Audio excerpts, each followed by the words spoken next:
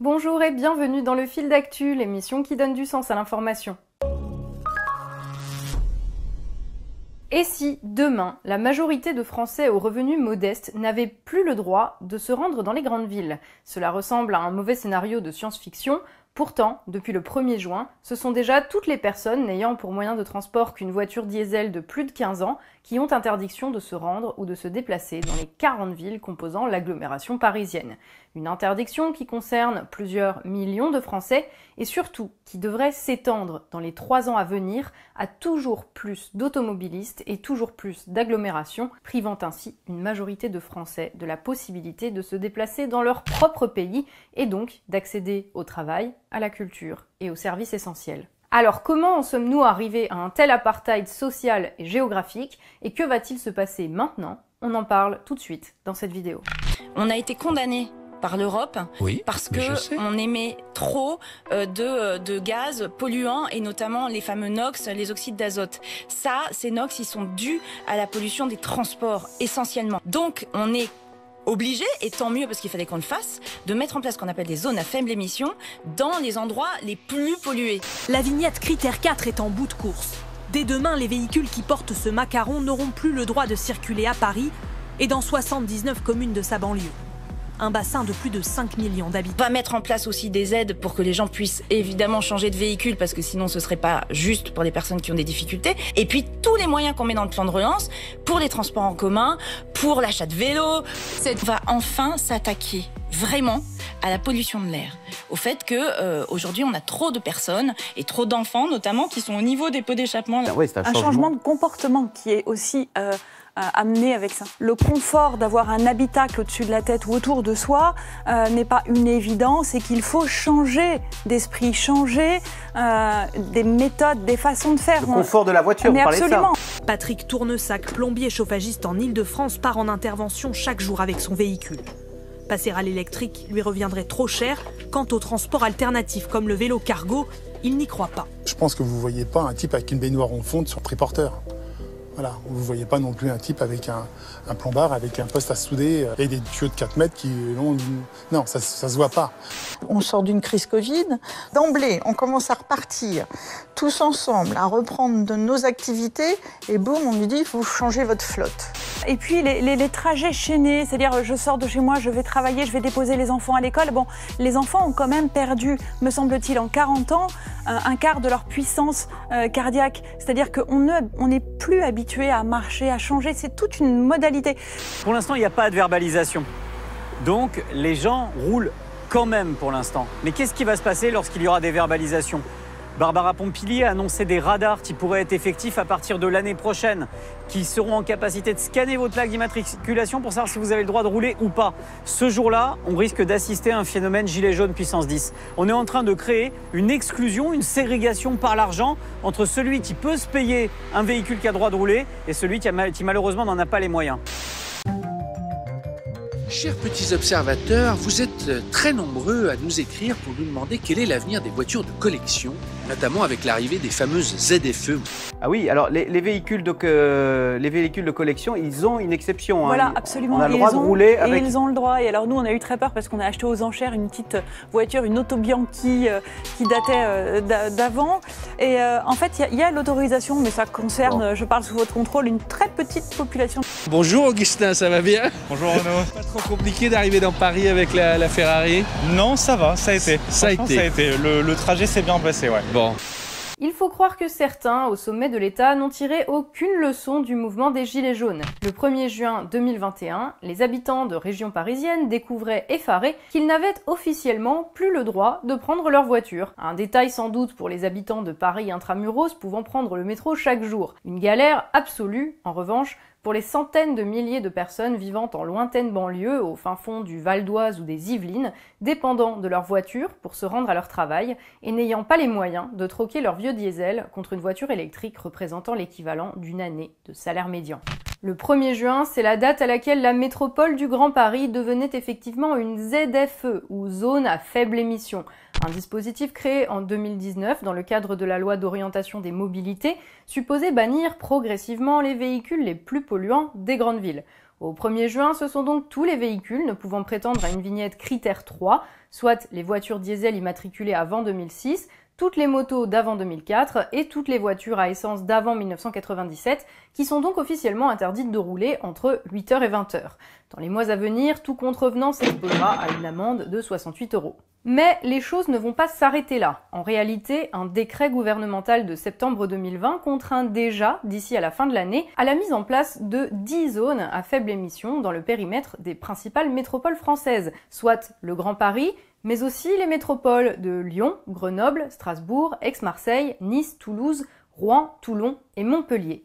Et d'ici 2025, si rien ne change, le dispositif devrait s'étendre à toutes les agglomérations de plus de 150 000 habitants. Surtout, l'interdiction de circuler dans les ZFE va rapidement s'étendre à de plus en plus d'automobilistes. Ainsi, en 2024, dans la métropole parisienne, plus aucun véhicule diesel ne pourra circuler. Seuls seront autorisés les véhicules électriques ou hybrides et les voitures à essence immatriculées après 2011, soit à peine 22% du parc automobile actuellement en circulation, les voitures électriques ne représentant, elles, que 0,4% de ce parc au 1er janvier 2020.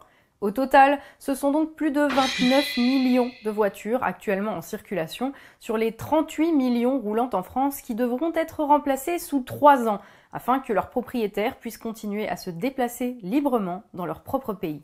Bien sûr, le gouvernement et les représentants des agglomérations justifient ces contraintes par des impératifs environnementaux. Dans une précédente vidéo sur l'écologie, on a vu ici même dans le fil d'actu que le transport individuel n'avait que peu d'impact sur la production de dioxyde de carbone, principalement responsable du dérèglement climatique.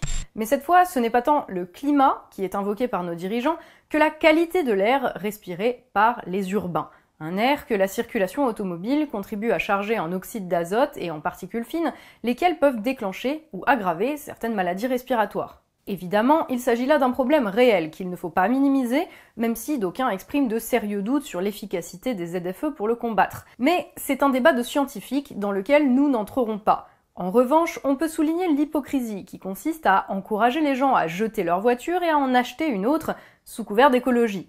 En réalité, même si l'utilisation quotidienne d'une voiture de plus de 15 ans pollue effectivement plus que l'utilisation quotidienne d'une voiture récente, la pollution engendrée par le renouvellement accéléré de l'intégralité du parc automobile va très largement compenser les bénéfices environnementaux de la mesure. D'autant plus si, comme c'est majoritairement le cas aujourd'hui, la voiture et ses batteries sont construites dans des pays dont l'industrie dépend d'une électricité produite à partir d'énergie carbonée. D'abord, avant même d'être mise sur la route, une voiture électrique a déjà produit un paquet de CO2. 50% de plus qu'une voiture thermique. Car sa batterie et son moteur sont complexes à construire et demandent davantage de matières premières. Ces matières premières, ce sont notamment ce que l'on appelle les métaux rares. La voiture de Guy a encore beaucoup de kilomètres devant elle. C'est un 6 cylindres diesel qui marche parfaitement. Et pourtant, depuis ce matin, il n'a plus le droit de rouler avec pour se rendre au travail à 30 km de chez lui. Les critères 4, inutilisable. On m'a pas dit quand j'ai acheté ce véhicule qu'il y avait une date de péremption. L'usager qui a acheté un véhicule aujourd'hui, son véhicule, il peut plus le revendre finalement. Bah non, déjà, il peut plus s'en servir, en plus, il peut plus le revendre. Alors qu'est-ce qu'il va faire? Il va le revendre où? En Europe de l'Est, en Afrique, dans le Maghreb? Qu'est-ce que c'est? L'écologie, c'est mondial. C'est pas pour aller revendre un véhicule ailleurs. Si le véhicule, il est plus valable, on le revend pas ailleurs.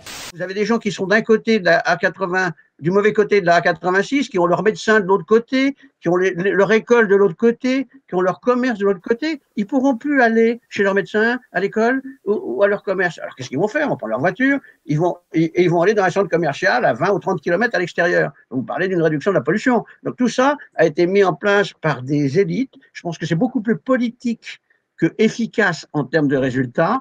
Mais surtout, ce sont évidemment les conséquences humaines d'une telle mesure qui rendent cette dernière particulièrement délirante et qui mérite donc d'être soulignée. Clairement, avec les ZFE, on prive de l'accès à la ville tous ceux qui n'ont que leur voiture pour s'y rendre, c'est-à-dire en fait tous ceux qui ne vivent pas directement au cœur des métropoles ou tous ceux qui n'ont pas une navette de train direct pour s'y rendre à volonté. Tous ces gens, ce sont les habitants des villes moyennes, des campagnes, des zones périurbaines. Une majorité de Français exclus des métropoles par les prix de l'immobilier, jusqu'à 10 fois plus élevés à Paris que dans le reste de la France par exemple, mais avec des revenus tout juste suffisants pour ne pas pouvoir prétendre à un logement en HLM. Tous ces Français qui composent le gros de ce que l'on appelait encore la classe moyenne il y a quelques années, chassés des grandes villes et obligés de faire des dizaines de kilomètres chaque jour pour accéder à un emploi, à des lieux culturels ou à des infrastructures aussi essentielles que les maternités ou les hôpitaux. Et de fait, c'est bien de cela que ces millions de Français vont être exclus. Aujourd'hui, ce sont les métropoles qui concentrent les emplois, et notamment les plus valorisés.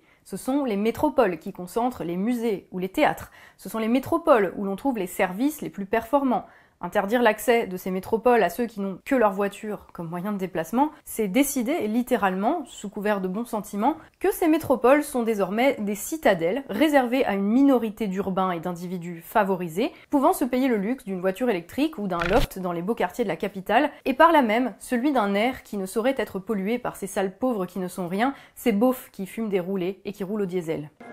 En 3 décennies seulement, la mondialisation a fait des grandes métropoles les lieux quasi exclusifs du dynamisme économique de notre pays.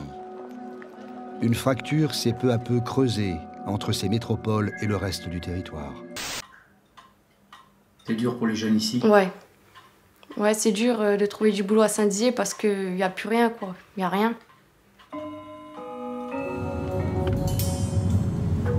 Vous l'attendez, le boulot? Bah oui, quand même, un petit peu, quand même.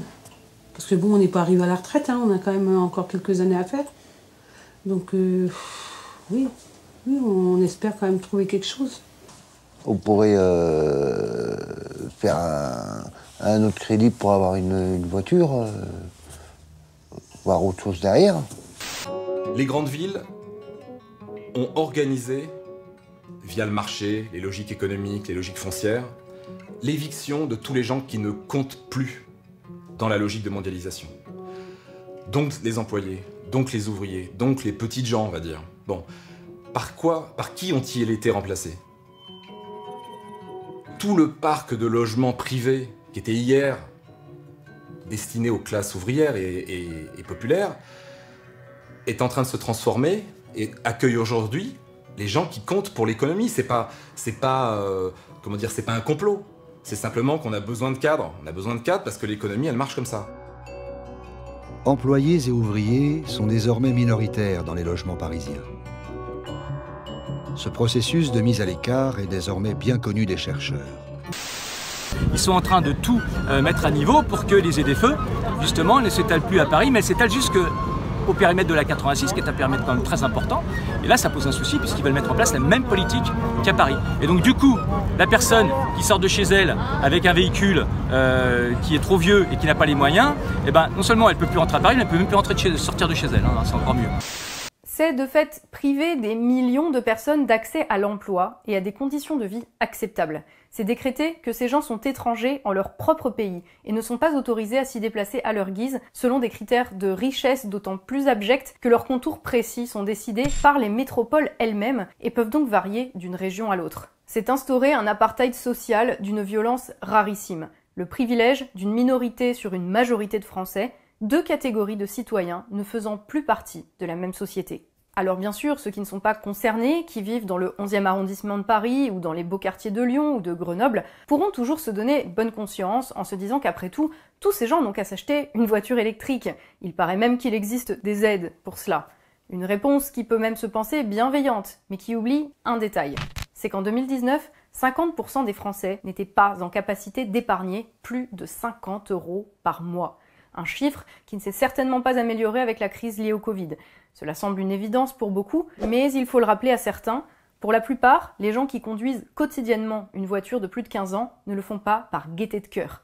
Ils le font parce qu'ils n'ont pas le choix, parce qu'ils ont besoin de leur voiture pour travailler, et que leur travail ne leur permet pas d'en acheter une nouvelle, prime à la casse ou pas. Et c'est bien sur cette réalité que la mise en place des ZFE vient se fracasser. Si les médias n'évoquent que peu cette question, malgré les enjeux majeurs qui lui sont associés, si les dirigeants de l'État et des métropoles ne mettent en place les interdictions liées aux ZFE que très progressivement, c'est parce qu'ils savent qu'il s'agit là d'un sujet explosif. À l'hiver 2018, la France a été secouée par un mouvement de contestation majeur issu de la France périphérique, tout ça parce qu'une poignée d'irresponsables avait voulu augmenter le prix du carburant à des Français qui en avaient besoin pour vivre, pour se déplacer et pour travailler. Aujourd'hui, ces mêmes irresponsables décident que les Français, pour pouvoir travailler, se déplacer et pour vivre, ne devront pas simplement payer quelques centimes de plus au litre d'essence, mais carrément s'acheter une nouvelle voiture dont le prix moyen tourne autour de 20 000 €. Une décision qui n'est pas simplement injuste ou douloureuse, mais qui est purement et simplement inapplicable. Difficile à partir de là de s'imaginer quelles seront les conséquences politiques d'une telle mesure, dès lors que les Français seront confrontés à ses effets réels, à quelques mois d'une élection présidentielle particulièrement incertaine. Ce qui est sûr, c'est que la cote de sympathie d'Emmanuel Macron pourrait considérablement en pâtir, et qu'en France, des soulèvements ont été déclenchés pour beaucoup moins que ça, n'en déplaise à ceux qui n'apprennent jamais de leurs erreurs. Voilà, le fil d'actu, c'est tout pour aujourd'hui. On vous remercie de nous avoir suivis. Cette semaine, on vous incite vraiment à partager au maximum cette vidéo autour de vous parce qu'on pense que c'est un sujet qui est très important et que globalement, les médias et les politiques en ont bizarrement très peu parlé. Cette semaine, on nous a abreuvé de polémiques stériles, de guéguerres politiciennes qui, dans les faits, ne concernent personne. Et comme d'habitude, pendant ce temps-là, aucun des relais d'opinion ne parle des conséquences concrètes de la politique sur nos vies. Comme si ces gens non seulement excluaient totalement 60 millions de Français de leurs analyses politiques, mais encore n'avaient même pas conscience de notre existence, alors que, normalement, leur travail serait précisément de nous servir, de servir notre pays. Donc, comme ils ne veulent pas faire leur travail, faisons-le à leur place et contribuons à diffuser massivement l'information qu'ils refusent de nous transmettre. Si vous trouvez notre travail utile, que cette vidéo vous a appris des choses, mais surtout si vous en avez les moyens, car on sait que les temps sont difficiles, vous pouvez soutenir la chaîne Le Fil d'Actu à hauteur de quelques euros par mois via notre page Tipeee, dont le lien se trouve en description de la vidéo.